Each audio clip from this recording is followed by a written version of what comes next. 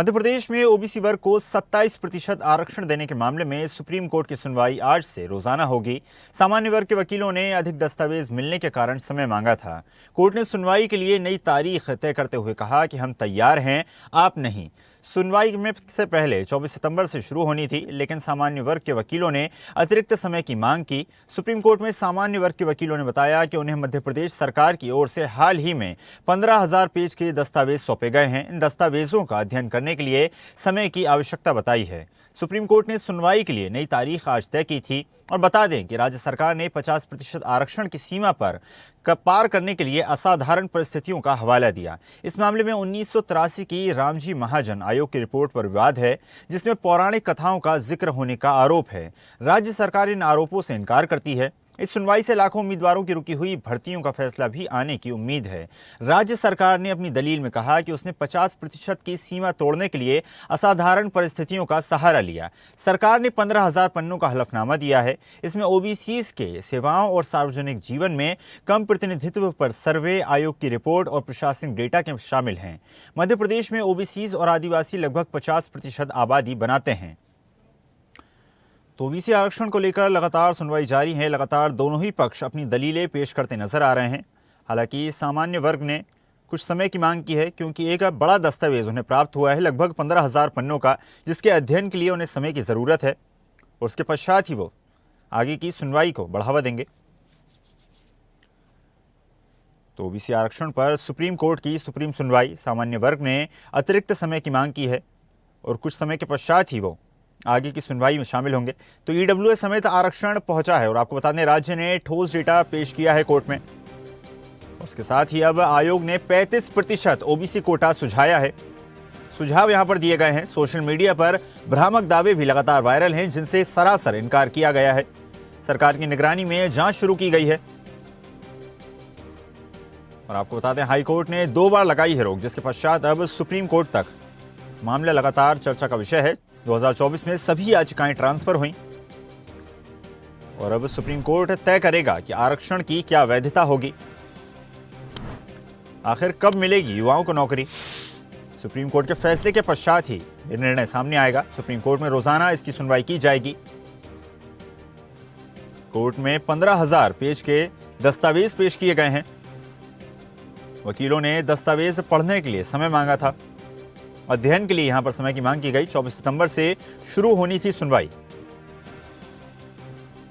50% सीमा पर विवाद है और राज्य ने बताया असाधारण परिस्थितियां मौजूद हैं।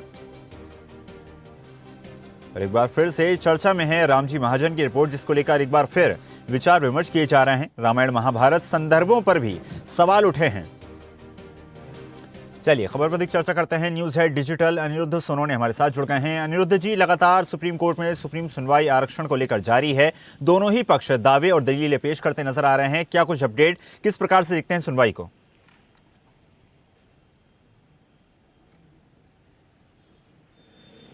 देखिए, सुप्रीम कोर्ट में दिल्ली में आज से फिर मध्य प्रदेश में 27% ओबीसी आरक्षण को लेकर सुनवाई शुरू हुई है, जो लगातार चलेगी। और जहां तक बात करें तो पिछली बार जब सुनवाई स्थगित की गई थी और कोर्ट ने आज की तारीख दी थी, उस वक्त कोर्ट ने स्पष्ट कर दिया था कि न्याय व्यवस्था पूरी तरह से तैयार है सुनवाई करने के लिए, लेकिन संबंधित पक्ष ही तैयार होकर नहीं आए, इसलिए सुनवाई आगे बढ़ाई जाती है। तो आज से सुप्रीम कोर्ट में मध्य प्रदेश में 27% ओबीसी को आरक्षण को लेकर सुनवाई लगातार जारी रहेगी। और सरकार खुद कह चुकी है, मध्य प्रदेश के मुख्यमंत्री डॉक्टर मोहन यादव खुद कह चुके हैं कि वे डंके की चोट पर ओबीसी समाज को 27% आरक्षण दिलवा के रहेंगे।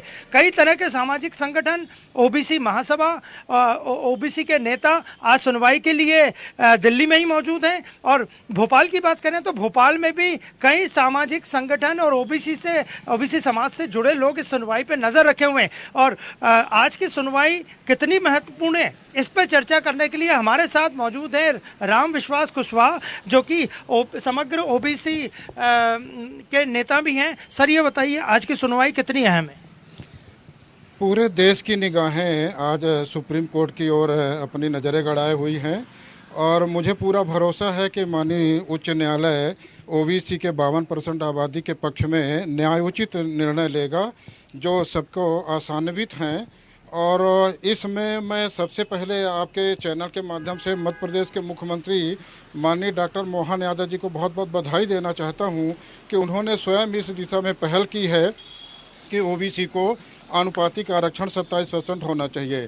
सबसे बड़ी बात इसमें यह है कि उन्होंने मंडल के कमीशन के साथ साथ महाजन कमीशन के मुद्दे जो प्रस्तुत किए गए हलफनामे में दिया है। आप सब जानते हैं कि महाजन कमीशन ने ओबीसी को 35% आरक्षण देने के लिए 1993 में ही प्रस्ताव दिया था। माननीय मुख्यमंत्री जी की पहल है, मुझे आशा है कि ओबीसी के पक्ष में माननीय सुप्रीम कोर्ट फैसला देगा और मैं प्रदेश की सरकार को, विशेष रूप से प्रदेश के मुख्यमंत्री जी को बहुत बहुत। आप ये बताइए कि 1500 पेज के दस्तावेज पेश किए गए हैं, तो इतने सारे दस्तावेजों में समय लगेगा जब कोर्ट? देखिए, माननीय न्यायालय ने स्वयं कहा है कि ये लगातार सुनवाई होगी, तो मुझे निश्चित उम्मीद है कि एक सप्ताह के अंदर अंदर ये फैसला हो जाएगा।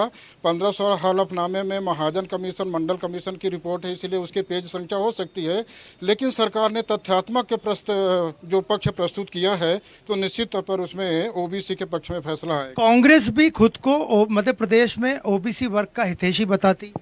सभी वर्गों के, अभी सभी राजनीतिक दलों की बैठक माननीय मुख्यमंत्री जी ने अपने निवास पे आयोजित की थी। सबने एक सहमति से ओबीसी को 27% आरक्षण देने की बात कही है। मुझे उम्मीद है कि सभी राजनीतिक दल इस पक्ष में सहमत हैं। ये प्रदेश के लिए, ओबीसी के लिए एक अच्छी खबर है और उम्मीद है कि ओबीसी के पक्ष में फैसला माने। मध्य प्रदेश में लगभग 50% ओबीसी आबादी है।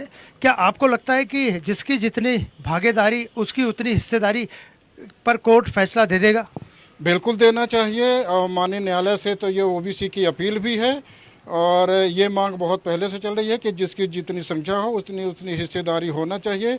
और ये धरातल में देखा जाए तो बात भी सही है कि जिसकी जितनी आबादी है, जितना जिससे हिस्सेदारी है उसे मिलना चाहिए। तो ये थे हमारे साथ राम विश्वास कुशवाहा जी, जो कि ओबीसी वर्ग के एक बड़े नेता हैं और इन सामाजिक काम करते हैं। और उनका स्पष्ट कहना था कि लगभग एक हफ्ते में फैसला आ सकता है, लगातार सुनवाई का। अब उसके बाद ये कोर्ट पे ही निर्भर है कि वो कब फैसला देता है। लेकिन मध्य प्रदेश में मुख्यमंत्री ने जो पहल की थी, सर्वदलीय बैठक भी हुई है, जल्दी से जल्दी ओबीसी आरक्षण का मसला सुलझ जाएगा और जिसकी जितनी भागीदारी उसकी उतनी हिस्सेदारी, जो कि ओबीसी वर्ग का मध्य प्रदेश में टैगलाइन है, उनको उनकी भागीदारी भी मिलेगी और हिस्सेदारी भी मिलेगी। जी बिल्कुल, अनिरुद्ध, तो माना जा सकता है कि सरकार की कोशिश है, विपक्ष भी साथ है, बड़ी आबादी भी ओबीसी है, लेकिन कहीं ना कहीं कठिनाइयों का सामना अभी भी इस पूरे मामले में करने को मिल रहा है। और इसका आपका बहुत बहुत धन्यवाद जुड़ने के लिए और जानकारी साझा करने के लिए। ऐसे ही वीडियोस के लिए लाइक करें, शेयर करें, फॉलो करें, YouTube पर जाकर सब्सक्राइब कर बेल आइकन दबाना ना भूलें और ताजा अपडेट्स के लिए स्वदेशलाइव.com पर जरूर जाएं।